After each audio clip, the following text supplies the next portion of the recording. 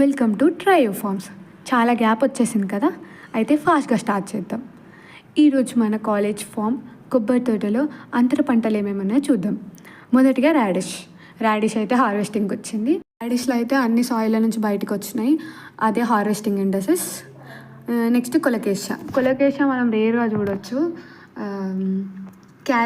Carrot అయితే రీసెంట్గానే వేసినాం, అది హార్వెస్టింగ్ రావడానికి చాలా రోజులు పడుతుంది.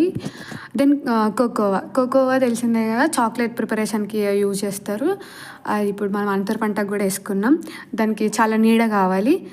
ఇంకా పసుపు, అల్లం, బీట్రూట్ కూడా వేసుకున్నాం. పసుపు అయితే హార్వెస్టింగ్కి వచ్చేసింది, పైన ఆకులన్నీ డ్రై అయిపోయినాయి, అదే హార్వెస్టింగ్ ఇండసెస్.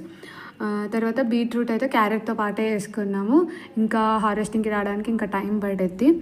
ఇట్లా మనం కోకోనట్లో అంతర పంటగా డిఫరెంట్ పంటలు వేసుకున్నాం అనుకో, కోకోనట్ దిగుబడితో పాటు ఈ అంతర పంటల దిగుబడి కూడా మనకు ఆదాయాన్ని పెంచుతుంది.